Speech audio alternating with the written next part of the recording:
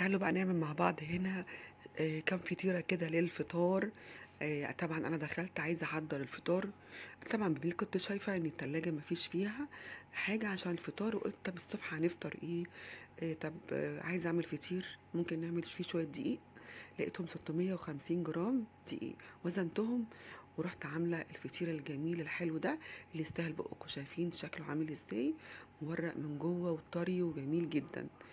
بجد الفطير تحفة، طلع جميل قوي. وكمان عملته بيه، هقول لكم عملته بايه. ولا لقيت سمنة ولا لقيت زبدة. طب هعمل الفطير بايه؟ انا عندي قشطة في التلاجة بحوشها من وش اللبن، احطها في علب عشان انا بستخدمها في لما بعمل معجنات او القرص الفلاحي. بصراحة بعمل بيهم بعملهم بالقشطة. جبت هنا طلعت علبة قشطة، وجبت هنا كوباية هنا معيارية، حطيت فيها 250 جرام من المية، ومعلقة سكر ومعلقة صغيرة ملح. ورحت مفضية على البورد كده، مفيش ولا بولة ولا حاجة.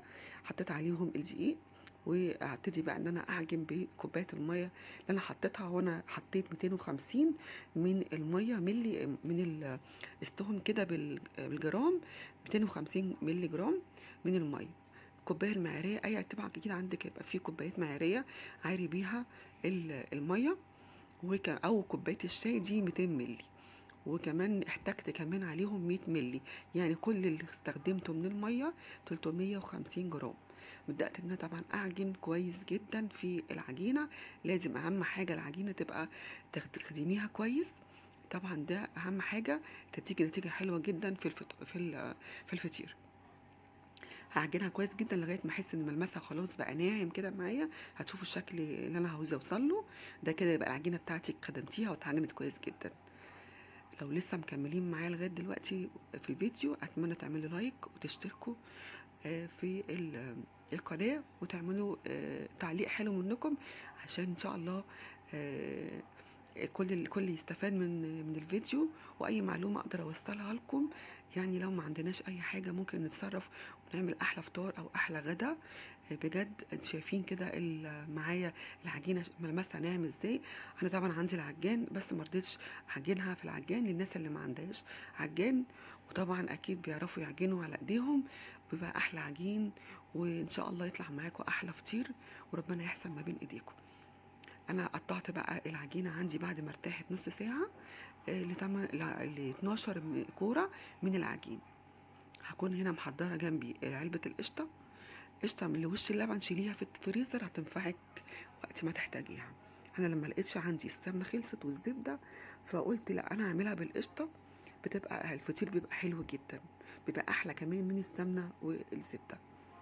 دهنت كده العجين بتاعي الوش كده زيت، وغطيته بالاسترتش راب كده او بكيس عشان طبعا يرتاح. وبعد ما ارتاحت كده شويه العجينه كمان، بعد ما عجناها سيبناها ترتاح، وبعد ما قطعناها برضو نسيبها ترتاح. ده علشان لما تفردي العجينه تطلع معاكي سهله كده، وانت بتفرديها ما تبقاش قاسيه وتشد معاكي. بدات ان انا افرد كده، ادهن بالزيت وافرد العجينه على قد ما اقدر كده. كل ما تفردي فيها وترققيها تديكي نتيجه حلوه جدا. زي ما انتم شايفين البورد بتاعي كده باين من تحت العجينه. بدات ان انا اجيب القشطه وادهن بيها الوش كده، وابتدي ان انا اقطع زي ما كنا بنقطع كده الشرائح اللي احنا بنعمل الكرواسون كده مثلثات. بقطع كده العجينه، وبعد كده بلمها راق، كل بين راق والتاني بدهن برضو دهنة قشطه. بركنها على جنب، واخد التانية وبرضو بعملها بنفس الطريقه. شفتوا شايفين بتتفرد معايا ازاي؟ بكل سهوله بتتفرد معايا، حتى لو اتقطعت منك مفيش اي مشكله. اديني بقطع كده بالسكينه، واسيب اللي في النص ما وصلش لغايه الاخر.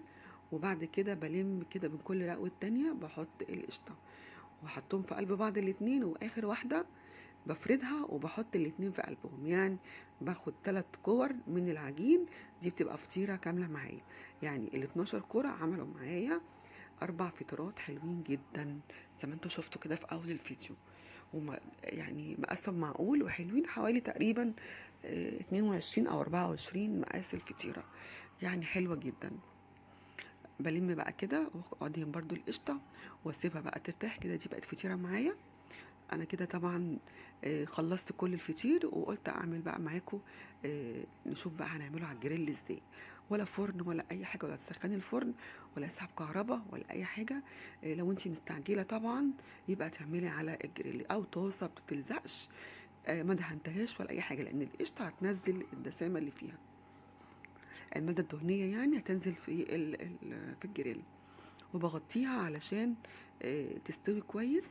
دي اول وش قلبته، لما تتشمع كده وتديني اللون الذهبي ده بروح قلبها على الناحيه التانية واكون مغطيها. وبعد كده خلاص كده معايا استوت. الفطير كمان بيتنفخ معايا وبجد حلو قوي واستوى. وانا غطيتها برضو تاني شويه، مفيش دقايق كده، وبشيل الغطا عشان اسوي العجينه من جوه، ما تبقاش الوش والظهر يكون خد لون وجوه ما يكونش استوى. ما بتاخدش يعني دقيقتين وبتروحي رافعه الغطا على طول، زي ما انتم شايفين بالشكل ده. شايفين العجينه بترفع معايا بتتنفخ كده زي البالونه كده. ابتدي ان انا ادوس كده بالسباتولا من الحروف كده. وكده خلاص الفطيره جهزت معايا وخلصت. نروح بقى نحضر كده قبل ما نعمل التانية شويه بقى الاكل، الحاجات اللي احنا ناكلهم مع الفطير.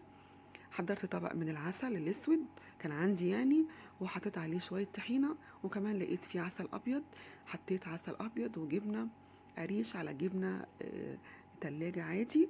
طبعا لو عندك جبنه قديمه هتحطي طبعا جبنه قديمه والعسل. وكده يبقى كده الغاموس جاهز. وادي كده دي تاني واحده كنت غطيتها، وطبعا لما حضرت العسل كانت اتلسعت شويه من الحرف كده زي ما انتم شايفين، بس ما اتحرقتش ولا حاجه وجميله. انا حبيت بس اوريكم ان هي بتتنفخ ازاي معايا. شايفين الفطير ده بقى الاربع فطيرات حجمهم حلو قوي وطري، بجد حلوين جدا. والفطيره بص بتتني معايا بكل سهوله، طريه جدا ومورقه من جوه، بجد تحفه. اتمنى يا رب يكون الفيديو عجبكم. طبعا الدقيق طبعا نعمه في البيت، واشوفكم على خير ان شاء الله في فيديو جديد، ومع الف سلامه.